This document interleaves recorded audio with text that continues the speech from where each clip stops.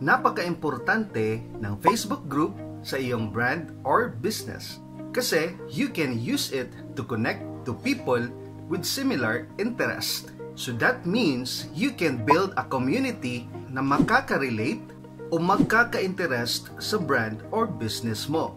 For example, you have a food business, so dapat mag-create ka ng Facebook group na all about foods. Diba? So for today's video, I'll show you kung paano mag-create ng Facebook group using your desktop or laptop. So make sure to watch the full video. But before we start, don't forget to hit like and subscribe now. Thank you. Alright, let's start after this intro.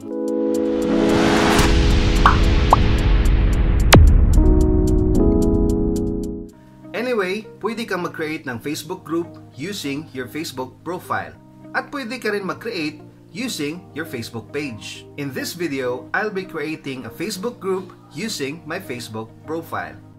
Alright, so para makagawa na tayo ng Facebook group ay syempre, first pumunta ka muna sa iyong Facebook profile. And then sa iyong profile ay go to left corner, then hanapin mo ang groups. Alright, so i-click mo yan. Then once you're here, i-click mo ang create new group. Ayan, nasa ibaba guys, no? Click mo yan. Okay, so we're ready now to create a Facebook group. Syempre, dapat lagyan mo ng group name. Okay, so anong pangalan ng iyong Facebook group? So itong ginawa kong group ngayon is para sa mga Pinoy entrepreneurs. Ang ipapangalan ko is Entrepreneurs PH. Alright, so after the group name, so ngayon pumili ka naman ng choose privacy. I-click mo yan, no? Yan sa down arrow guys, click mo yan. Okay, so you can select a public ba? Kung public siya, anyone can see who's in the group and what they post. Okay, so you can change to private later. At pwede mo rin naman gawing private kung gusto mong ang makakita lang yan is mga member mo lang, yung mga nag-join lang ng group mo. So walang outsider na makakakita kasi private siya. Pero in this group guys, I'll choose public. Next is you can invite friends. Okay, so but for me, mamaya na ako mag-invite ng friends guys. For now, i-click ko muna itong create. So para ma-create na itong Facebook group natin. Okay, so click create. Ayan, so na-publish na siya guys, ang Entrepreneurs PH group.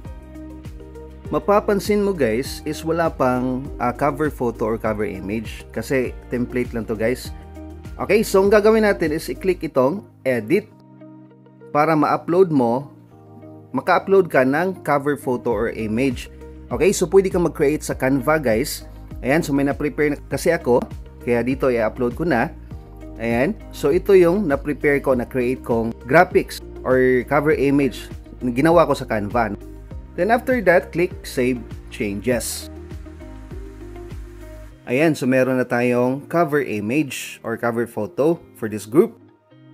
So ngayon, mag-scroll down ka. So as you can see, naka-check na yung add a cover photo. So ang gagawin naman natin ngayon is to add a description. Okay? A short description kung what your Facebook group is all about. Then after that, pag makagawa ka na, so click mo itong save.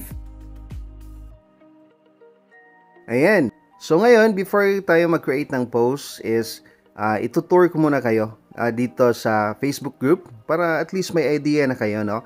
Kung ano mga nilalaman nitong Facebook group, guys. Ayan. So kung gusto mong mag-post, guys, dito sa Facebook group, so i-click lamang itong discussion. So I think pag open mo sa Facebook group is naka-discussion naman directly. Okay, just in case lang, no? I-click mo itong discussion guys para makapag-create ka ng post. Then, dito naman sa events is kung may events ka soon, okay, dito ka lang mag-create ka lang ng event. Okay? At dito naman sa media guys is dito mo makikita ang iyong mga photos, videos, and albums.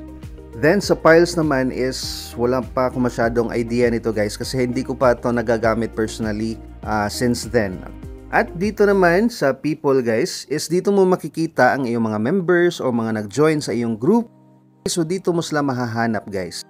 And now, so gagawa na tayo ng group rules. Okay? So mapapansin mo, may mga bumibisita ka sa mga Facebook group, may mga rules sila. Okay, so ito yung gagawin natin ngayon guys. So punta ka lang dito sa left corner and then hanapin mo itong group rules. And then click mo yan. Alright, so ang purpose ng group rules guys is use rules to help set the tone for your group and help prevent member conflict. Write up to 10 rules about your group. So, pindutin mo na ang get started. As you can see, may ready-made templates na guys. Okay, na example rules. Pwede mo gamitin yun guys or pwede ka rin magdagdag, no? For example, in this tutorial, I'll choose this one guys. Be kind and courteous. And then may description na rin siya automatically. Then after that, click create. Ayan, so dito mo makikita guys. Then pag gusto mo pa mag-create ng group rules, so click lamang itong create. So we're back here. Okay, so pwede ka naman pumili ulit dito ng templates or pwede kang mag-customize. Depende sa'yo. Okay, so ayan, again, may naka-prepare ng description. Automatic na yan. Pero again, pwede mo yang i-edit guys, okay? So depende talaga sa'yo. Pero pag okay ka na, pindutin mo na ang create. Okay, so for now, ito lang muna yung group rules natin. Pero up to 10 rules yan guys ha, so depende sa'yo. Ayan, so balik tayo sa community home. So itap mo yan para mabalik ka dito sa timeline ng iyong Facebook group. At ngayon is pwede na tayo mag-invite ng friends to join this group. Kasi kanina is blanco pa yun, di ba? So, hindi naman okay kung mag-invite tayo tapos walang laman yung group natin. So, iset up mo muna. Then, saka ka na mag-invite ng people to join your group. Okay? Click mo yan. Alright, so dito sa ibaba guys is makikita mo ang iyong mga friends dito. Or pwede kang mag-search for friends by name. Okay? Or pwede kang mag-scroll down guys para makita mo yung mga Facebook friends mo dito. At para ma-invite mo sila is may makikita kang box dyan sa gilid guys. I-check mo yan. Pero for now, hindi mo na ako mag-invite. Then after that, send invites. Okay? Ayan, so done na ako sa pag-set up ng aking newly created Facebook group guys. Okay, so may cover photo na, may description na. At nakagawa na rin ako ng group rules. So now, pwede na tayong mag-create ng post. Paano? Okay, so dito sa ibaba guys, pindutin mo itong create a post. Siyempre, dito mo i-upload ang iyong photo or video. Ayan. So, ito na guys. Okay, so pwede ka pa maglagay ng caption dyan. Pag okay ka na, okay, pindutin mo na ang post.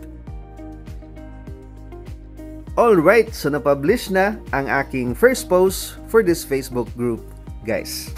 So, ganyan lang kadali guys ang pag-create ng Facebook group using your desktop or laptop. And that's all for today's tutorial. If you learned from this video, don't forget to hit like and subscribe now. Alright, thanks for watching. God bless and enjoy life.